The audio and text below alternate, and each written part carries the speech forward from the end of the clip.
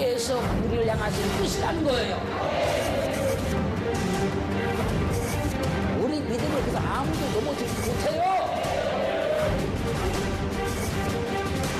그 인내를 통해서 그런 연단됐습니다.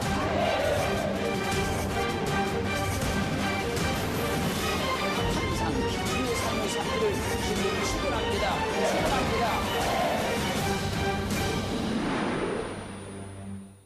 따라서입니다. 이것이 너희에게 표적이니라. 할렐루야. 사랑하는 성도 여러분, 오늘은 2016년 성탄 주일입니다. 하나님 오늘도 구원의 큰 능력을 우리에게 베푸실 줄로 믿습니다. 아기 예수께서 태어나셨을 때 천사가 양을 지키는 목자들에게 나타나 말합니다. 너희가 가서 강보에 쌓여 구유에 두인 아기를 보리니 이것이 너에게 표적이니라. 이 말씀을 이사야서 7장 14절은 이언하기를 그러므로 주께서 친히 징조로 너에게 주실 것이라. 보라, 처녀가 잉태의 아들을 낳을 것이요 그 이름을 임마누엘이라 하리라. 그래서 징조란 말은 오트란 말인데 이 말의 뜻은 표시, 표징, 징조, 표적 그런 말입니다. 주께서 친히 징조를 준다는 겁니다. 표시를 준다는 겁니다. 표징을 준다는 겁니다. 표적을 주신다는 거예요. 오늘 말씀은 구유에 누인 아기를 보리니 이것이 너에게 표적이니라. 하나님께서 보여주신 표적이 있다는 거지요. 그 표적이 처녀가 잉태해서 아들을 낳을 것이요 그 아들의 이름이 임마누엘 하리라 할 것이라. 그리고 말씀하시기를 구유에 누인 아기를 보이니 이것이 너에게 표적이니라. 그러므로 오늘은 이것이 너에게 표적이라는 말씀을 통해서 그리스도 예수를 확증받는 믿음의 시간 되기를 주님을 축원합니다. 첫 번째 따라합니다. 구유에 누여짐으로 주께서 친히 보여주신 표적. 누가복음 2장 1절로 3절 말씀을 보면 이때 가이사 아구스토가 영을 내려 천하로 다 호적하라 하였으니 이 호적은 구레노가 수리아 총독 되었을 때에 첫 번 한 것이라. 모든 사람이 호적하러 각각 고향으로 돌아가매 BC 4년 가이사 아구스토가 명령을 내려 천하로 다 호적하라고 했다는 거예요. 로마 황제로 있는 가이사 아구스토는 자신이 통치하고 있는 모든 식민지의 질서를 바로잡고 세금을 징수하기 위해서 호적하라고 명령을 내렸습니다. 가이사 아구스토는 BC 27년부터 AD 14년까지 로마의 황제로 있었던 옥타비아누스를 말하고 있습니다. 가이사 아구스토 즉 옥타비아누스는 로마 총독으로 있었는데 이 총독이 지금 명령을 내린다는 거지요. 천하로 다 호적하라. 자신이 통치하고 있는 모든 나라들 사람들을 전부 다 호적하라고 하는 거예요. 이 명령에 따라서 모든 사람들은 다 호적을 하게 되는 겁니다. 가이사 아구스토의 정치는 어떤 정책을 폈느냐면요. 그 점령지의 그 나라들이, 그 민족들이 자기가 통치하는 어떤 통치에 반영만 하지 아니하면 그들의 주권도 상당히 인정을 해주고 정치 제도도 인정을 해주고 문화도 인정을 해주고 생활 방식도 인정을 해 주었습니다. 그래서 이 가이사 아구스토는 악정보다는 선정을 하려고 했던 그런 왕으로 등극을 하고 있어요. 가이사 아구스토가 최대한 선정을 베풀기 시작하자 로마가 식민 통치하고 있는 많은 나라들이 질서가 무너지기 시작합니다. 자신이 통치하고 있는 많은 나라들이 무질서하다는 걸 알게 되고 가이사 아구스토는 질서를 바로 정비하고 세금을 징수하기 위해서 인구 조사를 하도록 명령을 내렸던 거예요. 이 명령에 모든 사람이 호적하러 각각 고향으로 돌아갔다는 거예요. 원래 로마의 호적 제도는 자신이 거주하고 있는 지역에서 그냥 조사를 받으면 됩니다. 그런데 유대인들은 유대법에 따라서 자신들의 본적지에 가서 인구 조사를 받게 된 거예요. 이것은 가이사 아구스토가 각 나라의 법을 최대한 인정해 주었기 때문에 이 일이 가능했던 겁니다. 그런데 이것이 하나님의 역사로 함의 능력으로 함의 권능으로 구원을 성취하는 일이 되고 마는 거예요. 그래서 유대인들은 가이사 아구스토의 명령에 따라서 호적은 하긴 하지만 유대 법에 따라서 각각 자기 고향으로 돌아가 호적하게 된 겁니다. 모든 사람들이 가이사 아구스토의 명령에 따라서 자기 고향으로 호적하러 가게 되었을 때 마리아의 남편 요셉도 자기 고향으로 호적하러 가게 되는 거예요. 그 성경은 그걸 증명하기를 누가복음 2장 4절 5절 말씀에서 요셉도 다윗집 족속인 고로 갈릴리 나사렛 동네에서 유대를 향하여 베들레헴 하는 다윗의 동네로 그 정운한 마리아와 함께 호적하러 올라가니 마리아가 이미 잉태되었더라. 원래 로마의 법대로 한다고 하면 자신이 현재 거주하고 있는 지역에서 하면 되지만 유대인들은 유대 법에 따라서 자기 고향으로 간다는 거지요. 자기 호적지로 간다는 것이지요. 원래 다윗의 고향은 베들레헴입니다. 사무엘상 17장 10절 보면 다윗은 유다 베들레헴 에브라 사람 이세라는 자의 아들이었는데 이세는 사울 당시 사람 중에 나이 많아 늙은 자로서 8 아들이 있는 중 갈릴리 나사렛 동네에 살고 있는 요셉은 다윗의 후손인 거로 다윗의 고향인 베들레헴으로 호적하러 가야 했던 거예요. 성경은 이때를 이제 증명합니다. 누가복음 2장 6절 7절 말씀에서 거기 있을 그때의 해산날이 차서 맏 아들라 강보로 싸서 구이에 뉘었으니 이는 사관에 있을 곳이 없음이로라. 요셉이 호적하러 베들레헴에 도착하여 얼마 동안의 시간이 지나 마리아가 해산할 날이 가까워졌다는 거예요. 그런데 아구스토의 영에 의해서 베들레헴에 많은 사람들이 지금 몰려온 거예요. 요셉은 마리아의 출산에서 방을 구해야 되겠는데 방을 구할 방법이 없는 거예요. 방을 구하지 못한 요셉은 어느 집 마굿간을 빌려 마리아가 아이를 낳도록 하고 맏 아들라 강보로 싸서 구유에 뉘었다는 겁니다. 그때 그 지경의 목자들이 밖에서 양떼를 지키고 있는데 천사가 나타나 목자들에게 이렇게 말을 하는 거예요.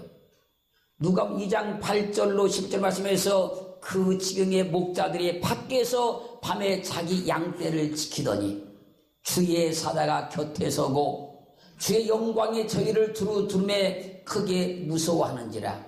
천사가 이르되 무서워 말라.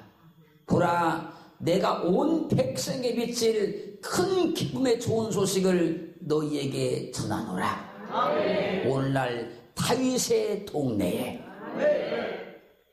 너희를 위하여 구주가 낮았으니 곧 그리스도 주시니라.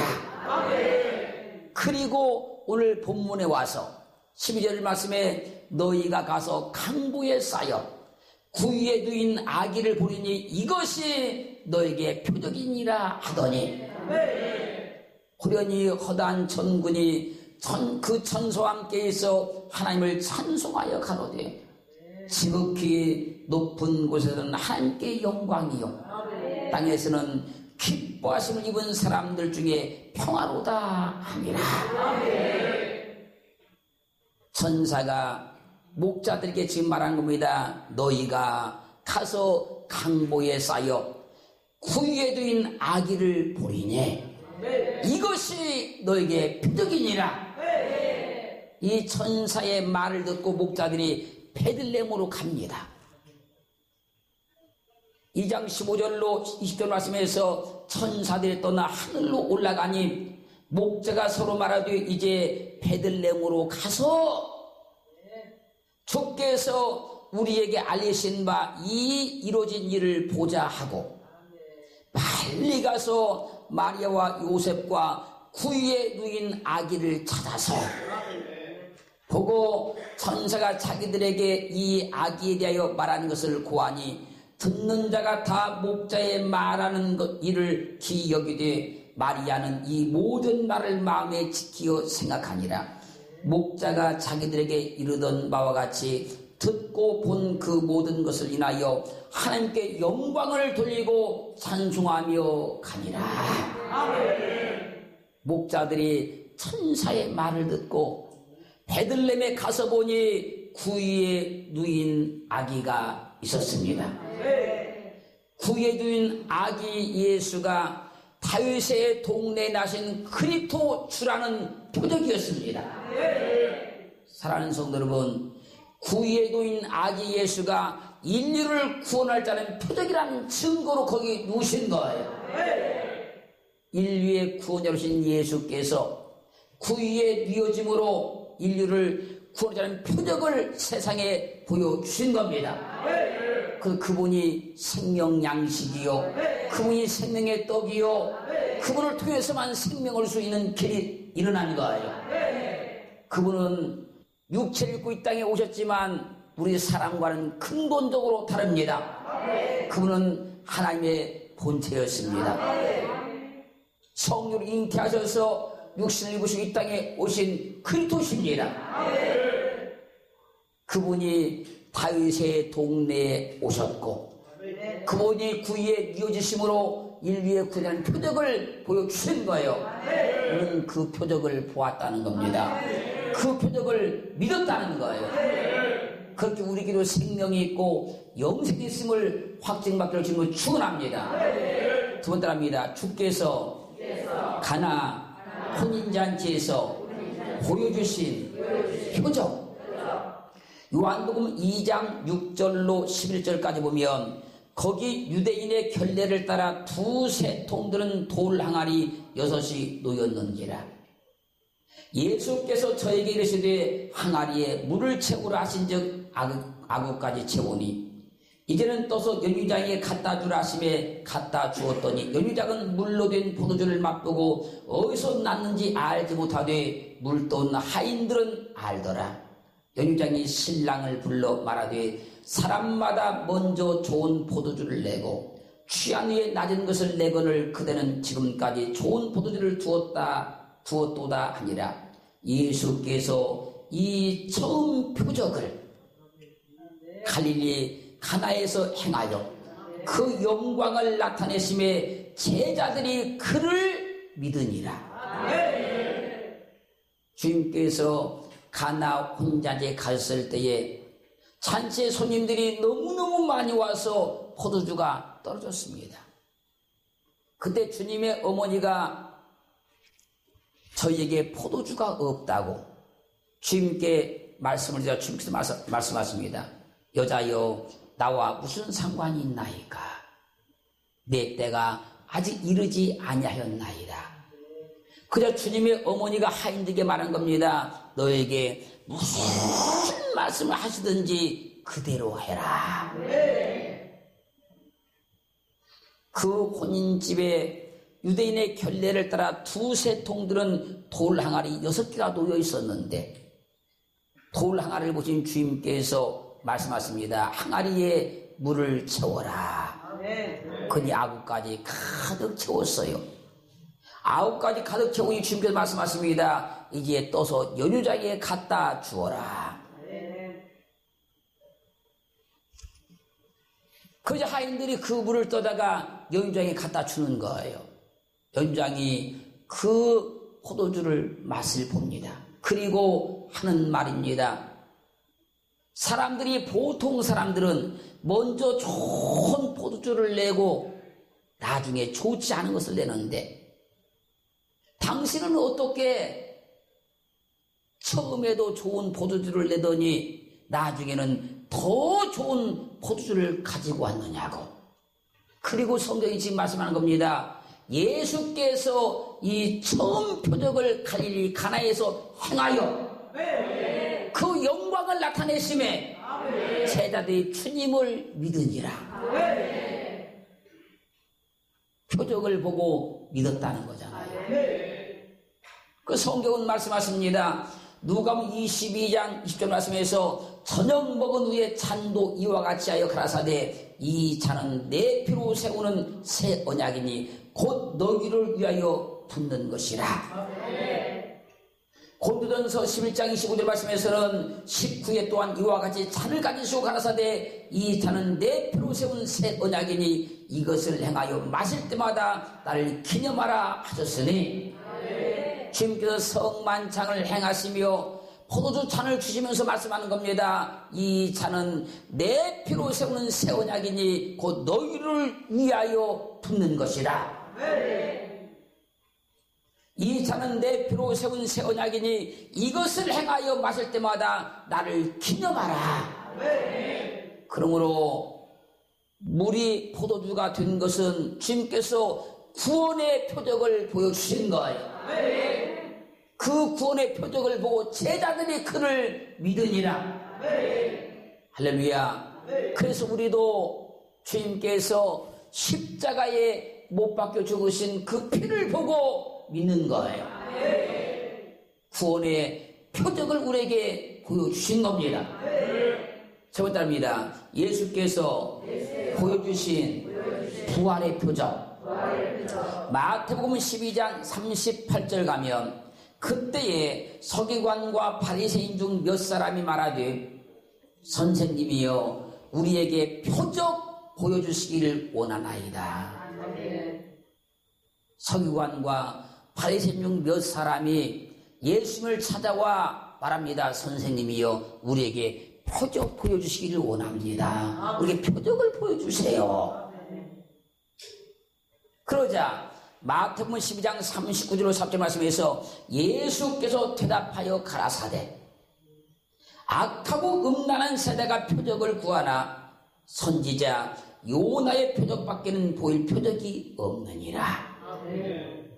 요나가 밤낮 사흘을 큰 물고기 뱃속에서 있었던 같이 인자도 밤낮 사흘을 땅속에 있으리라. 표적을 구하는 자들에게 지금 주님 말씀하는 겁니다. 요나가 밤낮 사흘을 큰 물고기 뱃속에 있었던 것과 똑같이 인자도 밤낮 사흘을 땅속에 있을 것이니 이것이 내가 너에게 보여줄 표적이다. 그리고 마태복음 16장 21절 가면 이때로부터 예수 그리스도께서 자기가 예루살렘에 올라가 장로들과 대장들과 서기관들에게 많은 고난을 받고 죽임을 당하고 제3일에 살아내야 할 것을 제자들에게 비로소 가르치시니 이 설명하고 난 뒤부터 이걸 가르치기 시작했다는 거예요.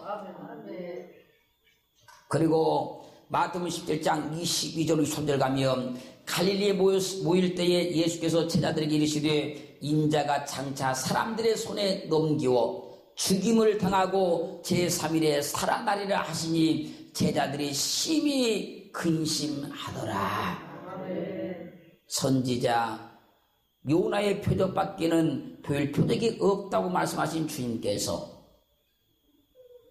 자신이 말씀하신 대로 십자가에 못 박혀 죽어 무덤에 장사되어 3일 동안 땅속에 있었습니다. 그리고 마가복음 16장 9절로 10절 가면 예수께서 안식 후 첫날 이른 아침에 살아나신 후 전에 7 귀신을 쫓아내 주신 막달라 마리아에게 먼저 보이시니 마리아가 가서 예수와 함께 하던 사람들의 슬퍼하며 울고 있는 중에 이 일을 구하며 그들은 예수의 살으셨다는 것과 마리아에게 보이셨다는 것을 듣고도 믿지 아니하니라. 주님은 십자가에 못 박혀 죽어 장사되어 3일 동안 땅에 묻혀 있었고 3일 만에 부활하사 자신이 말씀하신 부활의 표적을 보여주신 거예요. 이것을 마리아가 보았고 부활하신 주님께서 수많은 사람을 찾아다니면서 자기가 부활했다는 표적을 보여주신 거예요. 우리도 주님의 부활의 표적을 보고 믿은 거예요. 주님께서 자기가 생명이시고 자기가 영생을 주신 분이며 죽었다 산 자로서 죽은 자를 사는 표적을 부활로 보여주신 거예요. 우리는 그 부활의 표적을 본 자입니다. 그렇기에 우리는 예수를 확실히 믿는 것이고 분명히 믿는 것이고 그렇게 그분만의 생명이라고 고백하고 있는 거예요. 할렐루야. 네 번째 합니다. 장차 우리에게 보여주실 재림의 표적. 사도행전 1장 6절 가면 저희가 모였을 때 예수께 묻자와 가로되 주께서 이스라엘 나라를 회복하심이 이때니까 하니 저희가 모였을 때에 부활하신 주께서 이스라엘 나라를 회복하심이 지금이냐고 묻습니다. 지금이냐고. 부활하신 주님께. 그저 7절 말씀에 가라사대 때와 기한은 아버지께서 자기의 권한에 주셨으니 너희는 알 바 아니요. 이스라엘 나라를 회복하시는 때가 지금 이때냐고 물어보니까 지금냐고 물어보니까 때와 기한은 아버지의 권한에 주셨으니 너희는 알 바 아니다. 주님 말씀하십니다. 그리고 말씀하시기를 8절 말씀에 오직 성령이 너에게 임하시면 너희가 권능을 받고 예루살렘과 온 유대와 사마리아 땅끝까지로 내 증인이 되리라 하시니라. 하나님의 때가 언제냐? 한 나라가 언제 회복되냐? 그거 신경 쓰지 말고 너희는 열심히 가서 복음을 전해라 그 얘기예요. 그리고 9절 11절 말씀에서 이 말씀을 마치시고 저희 보는 데서 올리워 가시니 구름이 저를 가리워 보이지 않게 하더라. 올라가실 때 제자들이 자세히 하늘을 쳐다보고 있는데 흰옷 입은 두 사람이 저희 곁에 서서 가로되 갈릴리 사람들아 어찌하여 서서 하늘을 쳐다보느냐. 너희 가운데에서 하늘로 올리우신 이 예수는 하늘로 가심을 본 그대로 오시리라 하였느니라. 아멘. 주님께서 이제 하늘로 승천하십니다. 그걸 제자들이 지금 바라보고 있습니다. 그때 천사가 말하는 거지요. 하늘로 올리우신 이 예수는 올라가신 제대로 다시 오실 것이다. 할렐루야. 저희 보는 데서 올려 가시니 구름이 저를 가리워 보이지 않게 하더라 그랬어요. 주님께서 아버지께 가실 때 그분이 승천하실 때 그분이 구름을 타고 가셨기 때문에 오실 때도 구름을 타고 오십니다. 가신 그대로 온다는 거였잖아요. 그대로. 마태복음 24장 3절 말씀에서 그때 인자의 징조가 하늘에서 보이겠고 그때의 땅의 모든 족속들이 통과하며 그들이 인자가 구름을 타고 능력과 큰 영광으로 오는 것을 보리라. 주님께서 하늘로 올라갈 때 구름을 타고 가셨기 때문에 올라가신 그대로 다시 오니까 구름을 타고 온다는 거예요. 계시록 1장 7절 말씀에서도 볼지어다 구름을 타고 오시리라. 각인의 눈이 그를 보겠고 그를 찌른 자들도 볼 터이요 땅에 있는 모든 족속이 그를 인하여 애곡하리니 그러하리라. 아멘. 주님께서 하늘로 승천하실 때 그분이 구름을 타고 가셨기 때문에 오실 때도 구름을 타고 오신다는 거예요. 그분만 만왕의 왕이십니다. 그분만 만주의 주십니다. 그분이 이 생의 구원자시고 그분께서 이 생의 심판대로 오시는 거예요. 구름을 타고 오지 않은 자는 재림 예수도 아니고 구원자도 아니고 심판자도 아니고 제자들이 보는 가운데 그분께서 하늘로 올리실 때 구름을 타고 가셨고 너희가 지금 보았는데 너희가 본 그대로 다시 오실 것이다. 그분이 구름을 타고 오신다고 약속하셨습니다.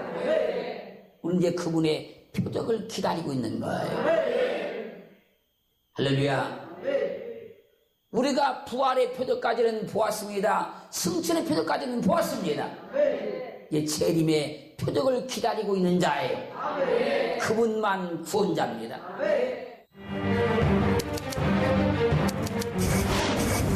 하나님께서 우리를 향하신 뜻이라는 거예요. 우리 믿음을 그래서 아무도 넘어지지 못해요. 그 인내를 위해서 연단됐습니다.